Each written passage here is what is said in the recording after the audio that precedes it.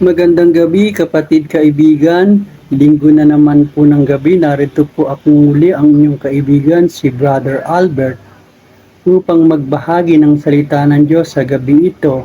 Ang topic ko sa gabi ito ay pinamagatan ko na The Contrast in Between Conviction and Condemnation.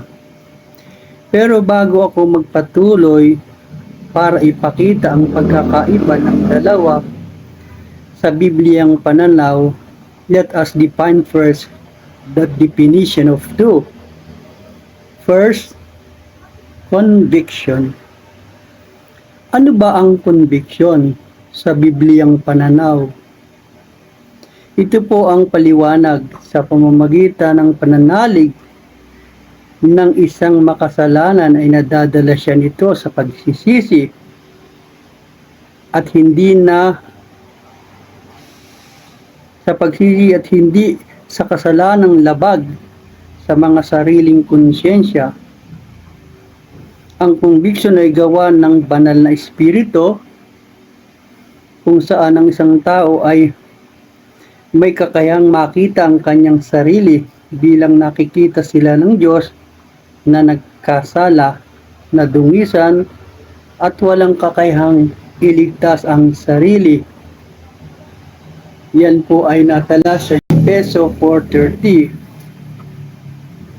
When a person sins and they are made aware of it by the Holy Spirit, this is called conviction. Convictions comes from the Holy Spirit through the conscience informed by God's Word. The Spirit also uses other people to bring conviction. Yan po ang paliwanag ng kahulugan ng conviction. Dadako na po tayo sa condemnation. Ano ba ang condemnation? What is condemnation? It is to pronounce to be guilty, to sentence to punishment, or to pass judgments against. Condemnation is a Satan's doing. It is a lie and should be resisted. The Bible accordingly called Satan the accuser of our brethren. At yan po ay natala sa Revelation chapter 12 verse 9 up to 10 na ganito po ang sinasabi. The great dragon was hurled down, that ancient serpent called the devil or Satan, who leads the whole world astray. He was hurled to the earth and his angels with him. Then I heard a loud voice in heaven say, Now have come the salvation and the power and the kingdom of our God and the authority of his Messiah. For the accuser of our brethren and sisters who accused them before our God day and night has been hurled down.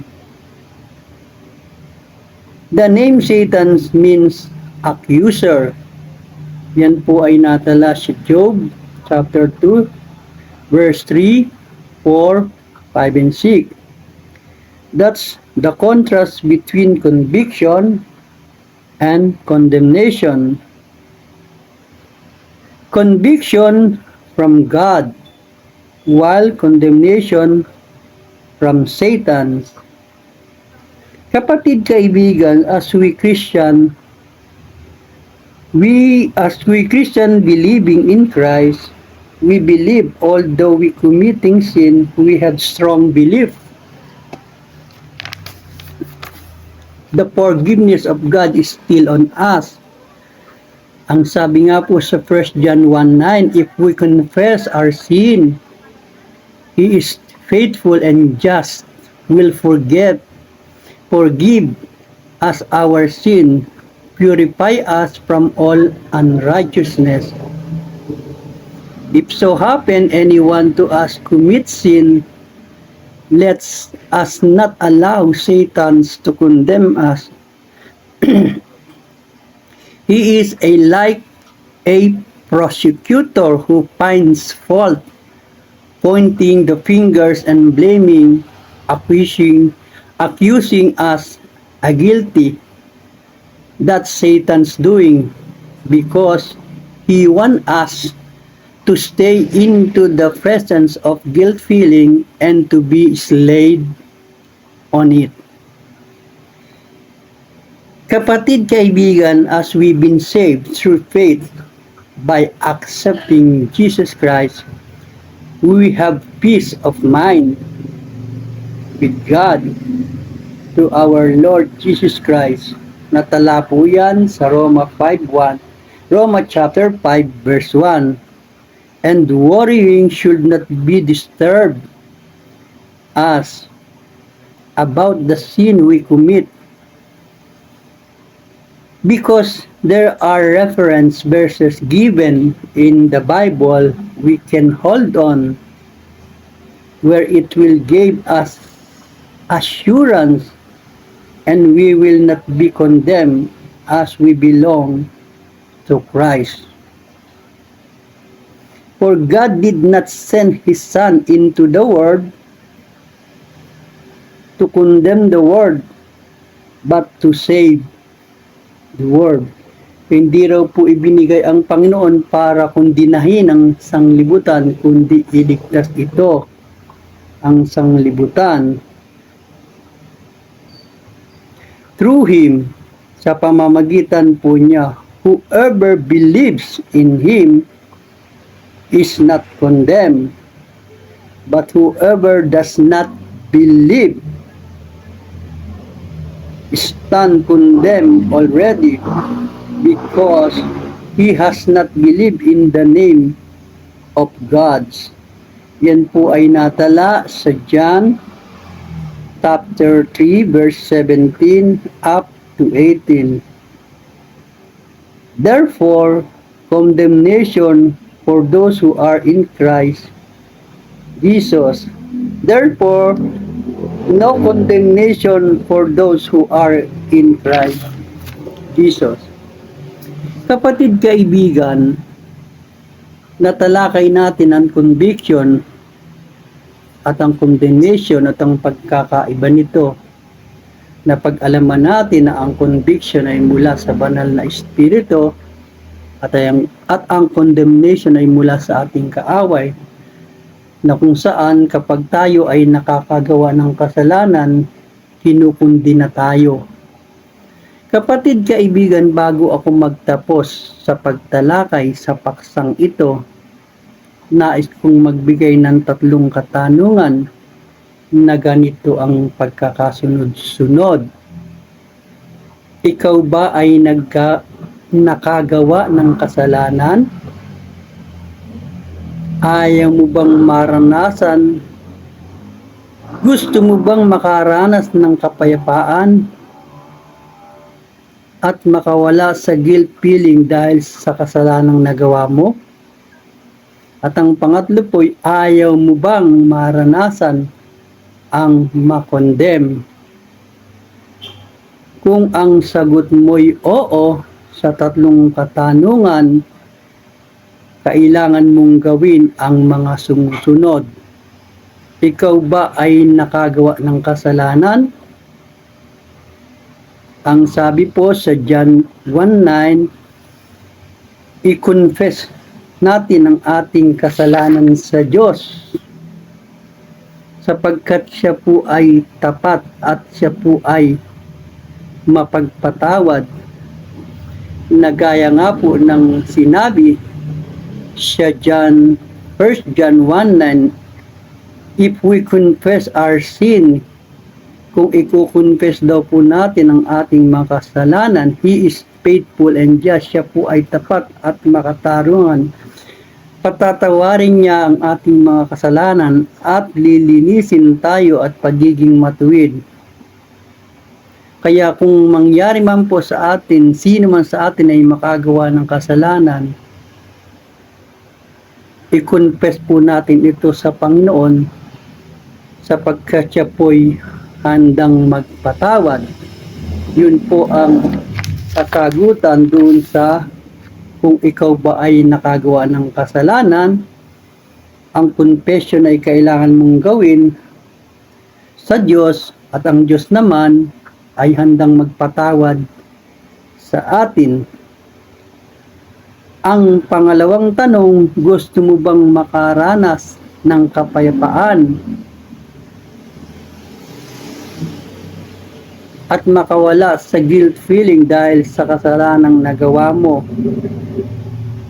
Ang sabi po sa Roma 5:1 ay ganito naman po ang sinasabi.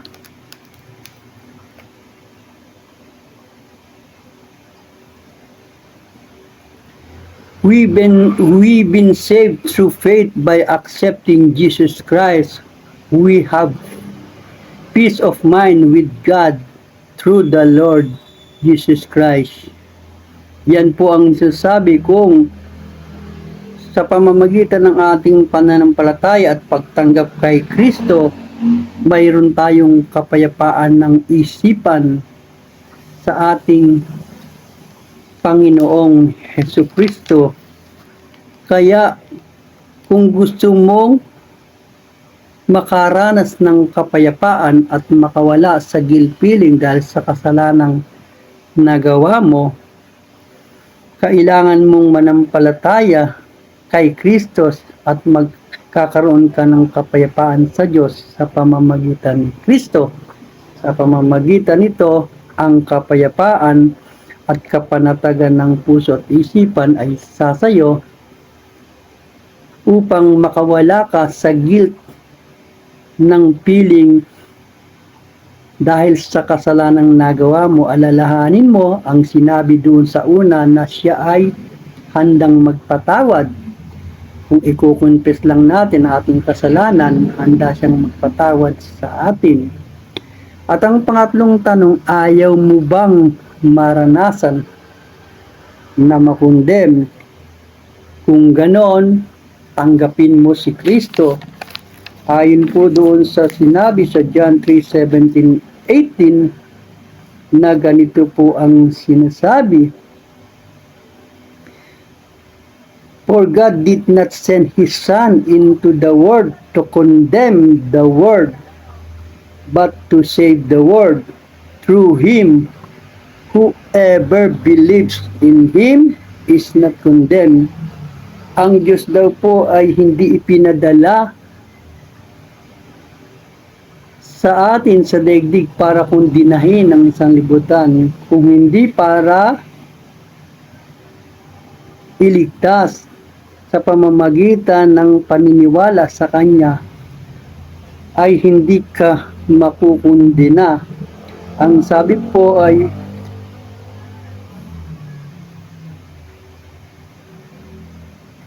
For God did not send His Son to the world to condemn the world, but to save the world through Him.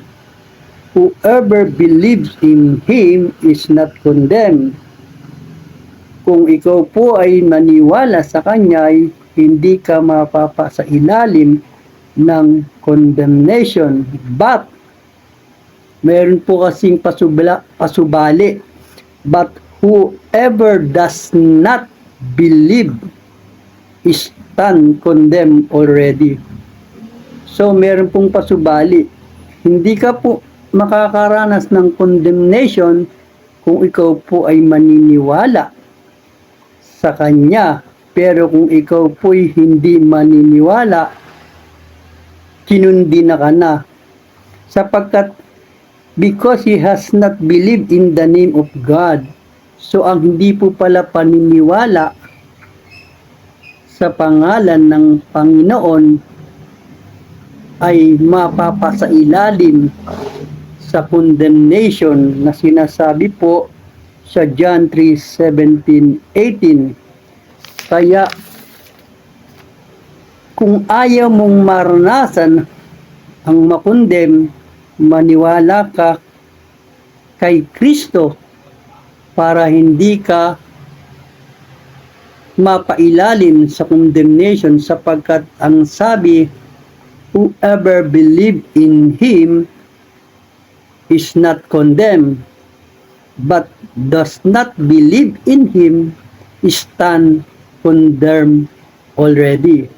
So may pasubali po na kung ayaw natin maranasan ang condemnation, kailangan maniwala tayo kay Kristo, sampalatayan natin si Kristo, sapagkat kung hindi, tiyak at tiyak mapapailalim tayo sa hatol ng Diyos, ang tinatawag na condemnation.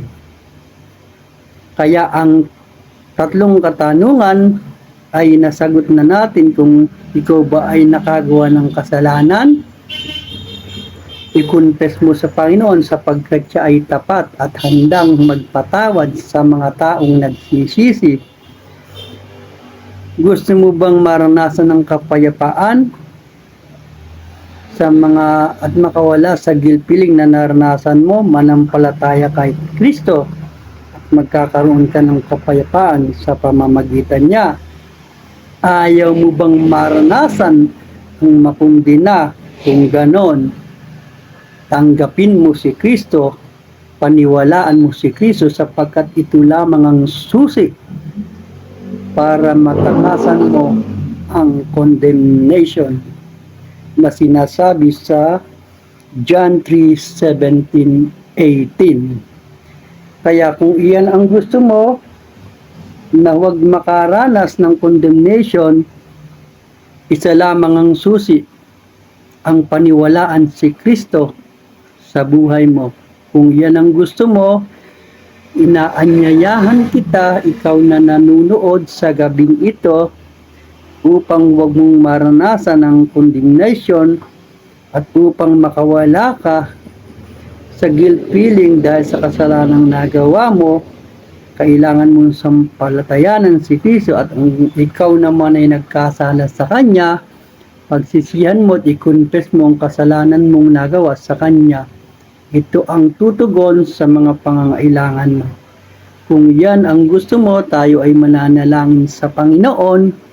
Sumabay ka sa maikling panalangin ng paghingi ng tawad kung ikaw ay nagkasala, nagpangtanggap sa Kanya, at paniniwala sa Kanya. Tayo po ay manalangin. Ama, kung sino man sa mga nanunood ng bidyong ito ay nakagawa ng kasalanan, sinabi mo, Ama, na kung ikukonfess namin ang aming kasalanan, ikaw ay tapat at banal at lilinisin kami sa aming mga kasalanan. Ikaw rin, Ama, ang magpapalaya sa aming mga pagka-guilt feeling at magbibigay ng kapayapaan at kapanatagan upang hindi kami mapailalim sa mga kaisipan ng guilt feeling, dahil ikaw ang sasampalatayan namin. At ang pangatlo, Ama, kung ayaw namin makundina, mapailalim sa condemnation, kailangan namin paniwalaan sa aming buhay, sapagkat, Ama, ito lamang ang solusyon, sapagkat sinabi mo, Panginoon, na kung hindi kami maniniwala, kami ay hinatulan na. We are condemned already. Kaya, Ama, kami ay naniniwala sa iyo upang hindi kami makaranas ng condemnation. Sa sino mang sumasabay sa panalangin ito, dinadalangin namin sila sa iyo, Panginoon, na sana maunawaan nila ang mga salita mong magbibigay ng kaligtasan, ng kapatawaran at ng kapayapaan sa kanilang buhay. Hinihingi po namin ito sa pangalan ng iyong anak na si Jesus, na aming Panginoon at tagapagligtas. Amen. Salamat mga kapatid, mga kaibigan, sa maikling oras na ginugol natin sa pagtalakay sa topic sa gabing ito. na ang kaibahan ng conviction at ang pagkakaiba ng condemnation nawa ay nakapagbigay tulong o linaw sa atin ang kaibahan ng dalawa at maging gabay sa atin na kung tayo nakakagawa ng kasalanan ay huwag tayong maging alipin ng mga guilt feeling, kundi sa pamamagitan niya ay magkakaroon tayo ng kapayapaan. Salamat muli hanggang sa susunod na linggo sa kalooban ng Panginoon. Muli akong mag-upload ng panibagong video at panibagong topic. Ingatan at pagpalain tayo ng Panginoon sa gabang ito sa ating pansamantalang pagtulog upang bigyang daan kapahinga ng ating mga pagod na lupang katawan. Sa pangalan ni Jesus, Amen.